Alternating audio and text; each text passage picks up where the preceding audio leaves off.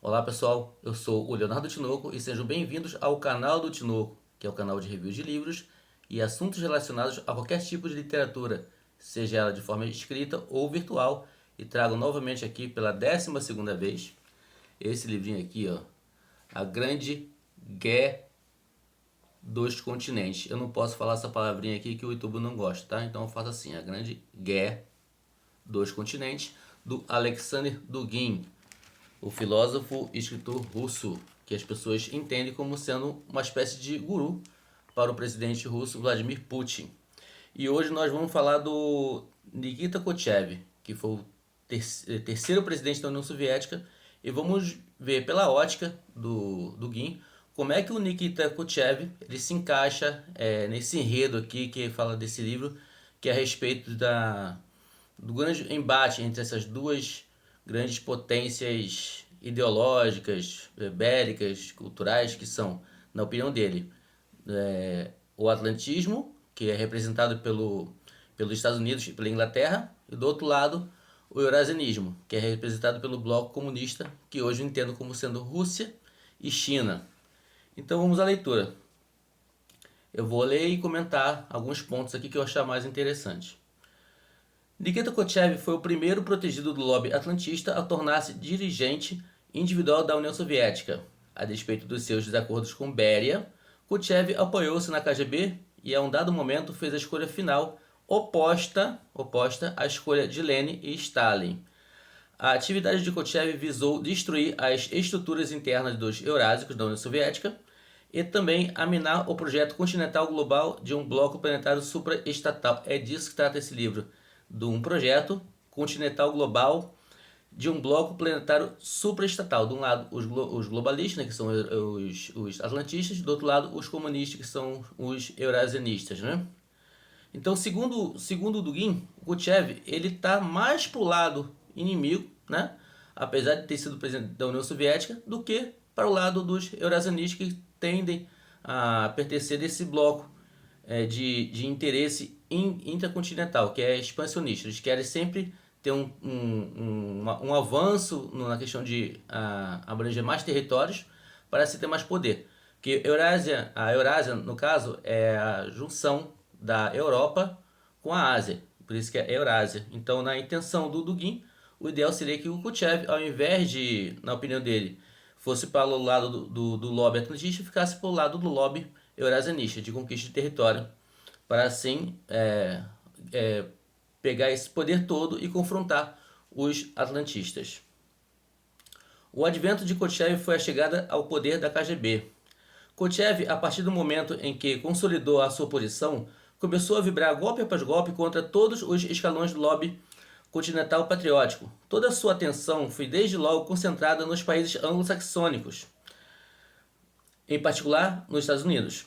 O slogan de Khrushchev, alcançar e ultrapassar o Ocidente, significava o alinhamento com as potências atlânticas e o reconhecimento de sua superioridade social e econômica. É bem que esse slogan que o Khrushchev usava, né? Alcançar e ultrapassar o Ocidente, realmente denota uma inferioridade, um reconhecimento de que os americanos estão à sua frente, né? Já que ele falando em alcançar porque está atrás, e depois ultrapassar o Ocidente. Então, esse logo realmente é um pouco fraco e denota uma inferioridade. As teses sobre o rápido progresso do comunismo destinavam-se a liberar novamente as tendências messiânicas de esquerda, bolchevique e internacionalistas, quase esquecidas durante os longos anos do stalinismo geopolítico imperial eurásico. Essas tendências messiânicas de esquerda, que ele diz aqui que são internacionalistas, eram uma tendência do Leon Trotsky, né? Ele que usava esses termos, ele que acreditava na internacional comunista, né? Já o Stalin era o oposto disso, por isso que eles foram, com o falecimento de Vladimir Lenin, eles lutando pelo poder, o que levou a melhor foi o Joseph Stalin, ele passou a perseguir o Trotsky, que era camarada, que era companheiro, e declarou inimigo, né? Foi declarado inimigo da União Soviética, o Leon Trotsky, pelo Joseph Stalin. Khrushchev queria golpear todas as estruturas tradicionais do solo, que tinham sido poupadas graças à proteção secreta da Ordem Eurásica, mesmo durante os mais terríveis períodos do Terror Vermelho. Khrushchev queria livrar-se definitivamente da Igreja Ortodoxa Russa, segundo o Dugin aqui, né? Eu realmente não tenho ciência se ele tentou fazer isso, né? Mas o Dugin acha necessário que você tenha como aliada a Igreja Ortodoxa Russa. Não só o Dugin, como o Vladimir Putin. Vladimir Putin ele faz uso político da Igreja Ortodoxa Russa. Vejam bem aqui, é um país comunista, né? Que as pessoas acham que todo país comunista é contra a religião. Não, por isso que eu falo, o comunismo ele não é uma ideologia. O comunismo é um movimento. Ele se adequa, se adapta de acordo com a tendência política e econômica de cada local que ele se instala. O comunismo da China não é igual ao da Rússia, que não é igual ao da Venezuela, também não é igual ao da Coreia do Norte. Você vê que na Coreia do Norte tem uma perseguição, eles não toleram o cristianismo de nenhuma forma, eles perseguem os cristãos. Inclusive eu fiz um vídeo que a notícia da revista Oeste traz que um bebê de 2 anos foi condenado à prisão perpétua junto com toda a sua família.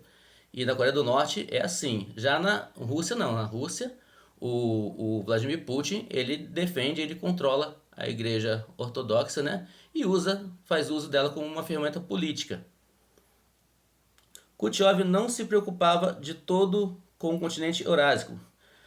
Preocupava-se com a América Latina, com Cuba, etc. Entre os atlantistas do gabinete de guerra de Khrushchev, cujo chefe era o Marechal Biryuzov, e os eurásicos do grupo do Tchemenko, havia quase que um conflito aberto. Esse Tchemenko, que fora uma espécie de ministro da defesa, comparando aqui com o Brasil, no período de 48 a 52. Já o Biryuzov, ele passou a ser ministro da defesa, lá, ministro das Forças Armadas, em 1963. Mas antes disso, ele era comandante das Forças de Mísseis Estratégicos Soviéticos.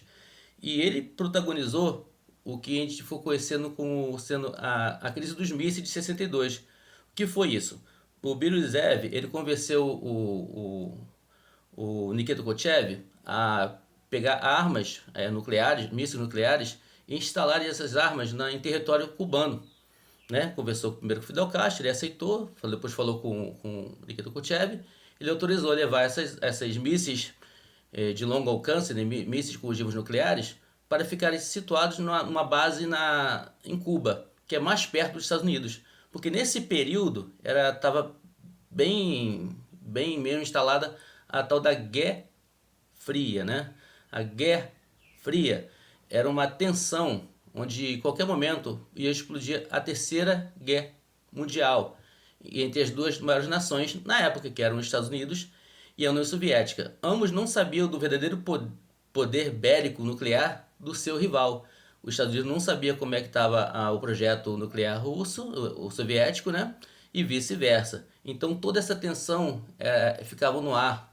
O mundo viveu à beira de um colapso apocalíptico devido o possível uso de ogivas nucleares, uma bombardeando a outra, que ia resvalar em todo o planeta Terra. A gente tinha esse temor, tinha esse medo coletivo, no qual eles acreditavam que se uma atacasse a outra e outra revidasse, não ia sobrar planeta Terra para contar a história.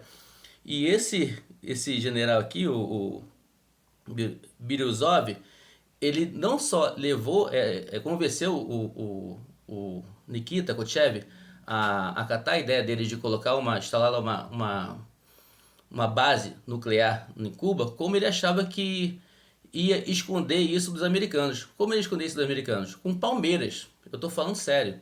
Ele achava que as palmeiras, a vegetação cubana, ia esconder esses mísseis nucleares. É claro que isso não deu certo. E eles souberam disso ao chegarem lá.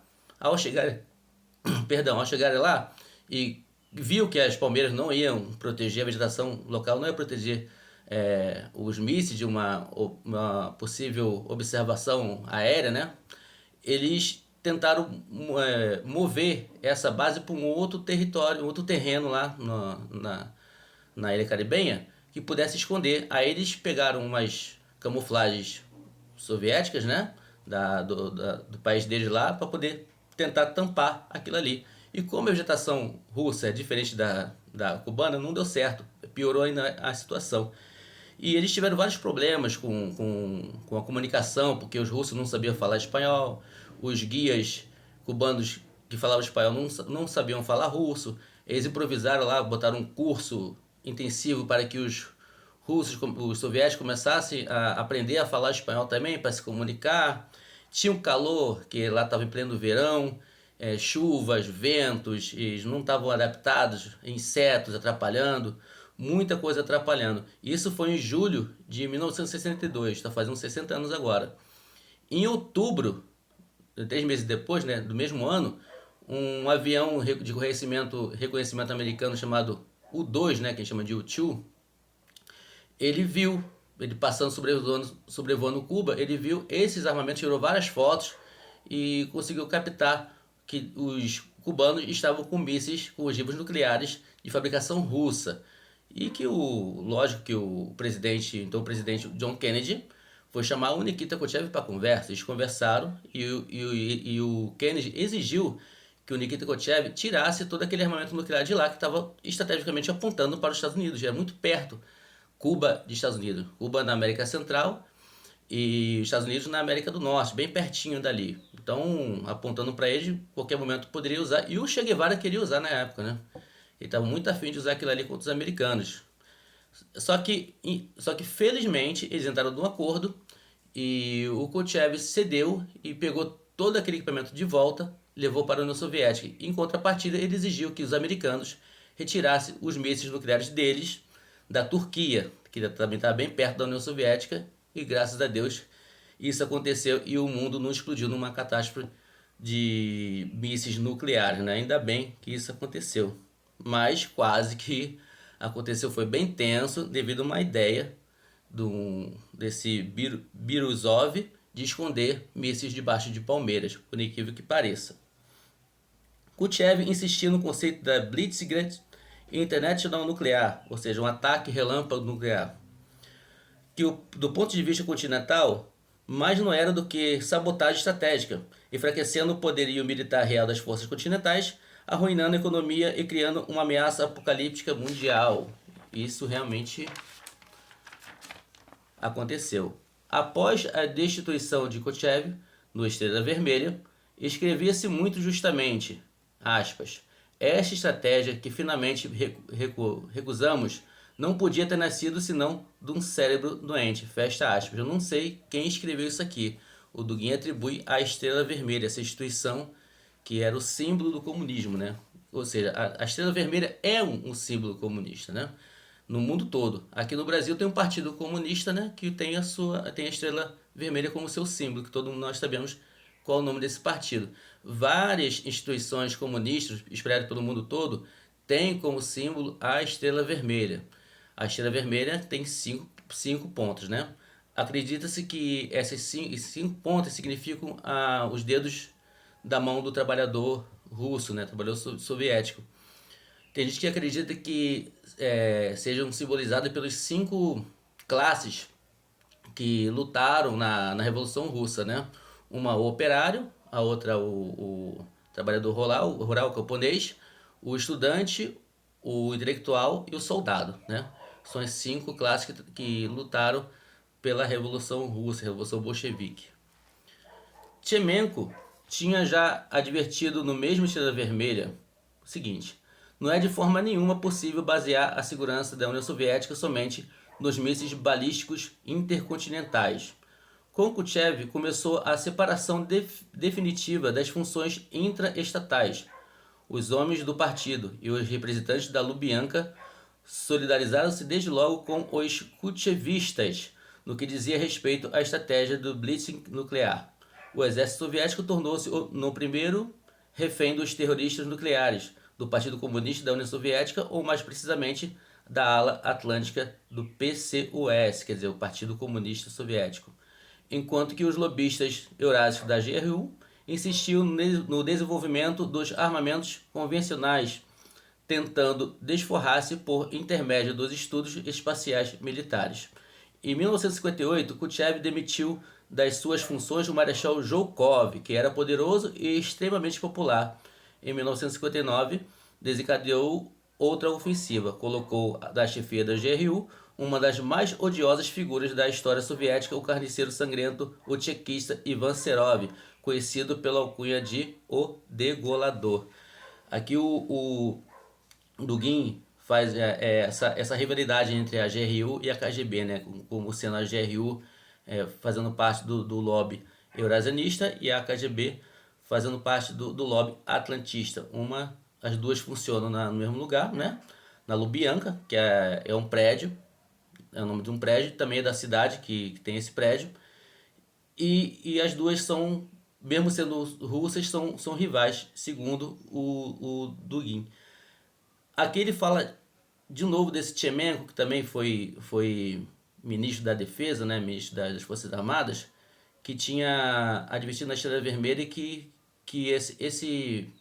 tentar esse embate nuclear não é uma boa, tem que insistir, se for para ter um embate, nos armamentos convencionais, os caças, os mísseis, assim como faz o Putin na Ucrânia. Ele invadiu a Ucrânia e até agora não usou nenhum armamento nuclear. Espero que não use, né? Mas ele está ameaçando usar. Mas até então ele está usando somente esses armamentos convencionais, tanques de guerra, mísseis e tal, não com ogivos nucleares.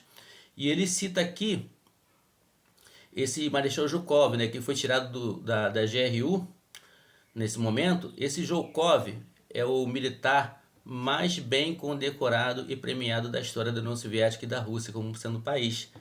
Tem muita condecoração, ele é muito famoso, tipo um herói mesmo. Desde da Revolução Russa até nas primeira e segunda guerra, ele lutou enfim, é um homem muito bem premiado, muito bem visto, que ele foi substituído, né, pelo Kochev, que colocou no lugar dele o Ivan Serov, que era conhecido como o Degolador.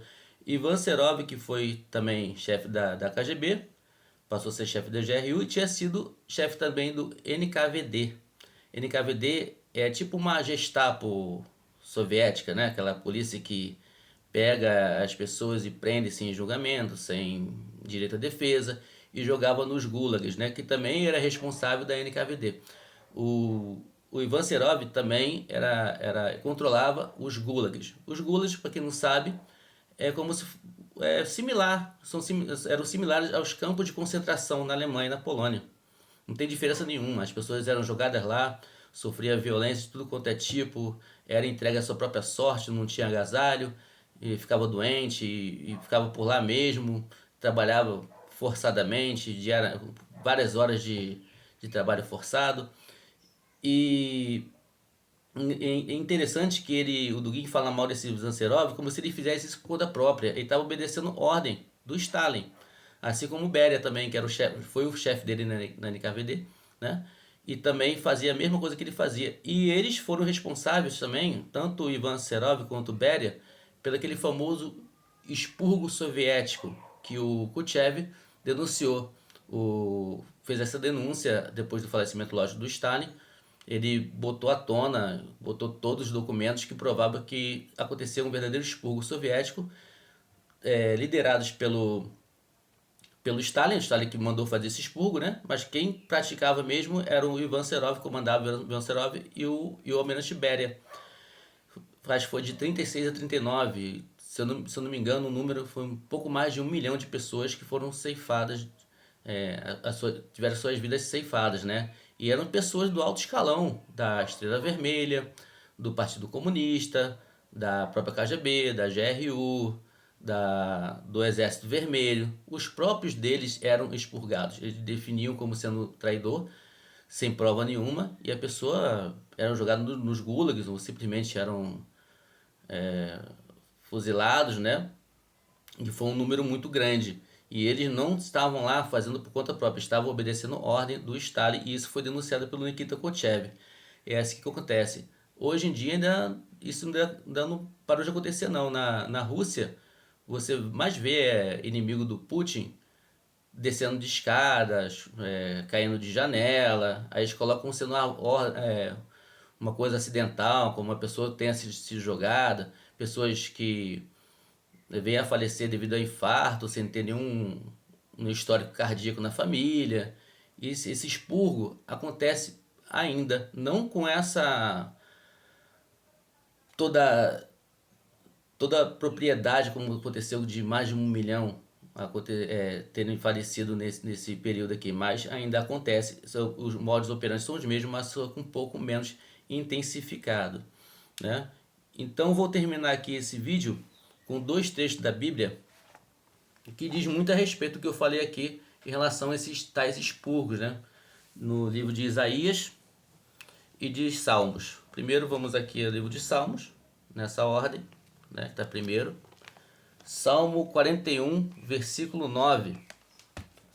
Assim diz o salmista: Até o meu inimigo íntimo, em que eu confiava, que comia do meu pão, levantou contra mim o seu calcanhar. E em Isaías 33, 1. Assim diz o profeta. 33, 1, cadê aqui? Ai de você, destruidor, que nunca foi destruído. Ai de você, traidor, que nunca foi traído. Quando você acabar de destruir, será destruído. Quando acabar de trair, será traído. A palavra de Deus, realmente, ela não erra. Ela é bem certeira em tudo. Então, esse foi o vídeo de hoje. Espero que tenham gostado. Qualquer dúvida, pode comentar aqui na parte dos comentários, ou crítica, ou elogio. Se gostou, dê um like. Se não gostou, dê um dislike. Por favor, compartilhe esse vídeo com o maior número de pessoas que você acredita que gosta desse tipo de assunto, nos seus grupos de WhatsApp e Facebook. Se inscreva no canal se você ainda não é inscrito. Até o próximo vídeo e fique com Deus.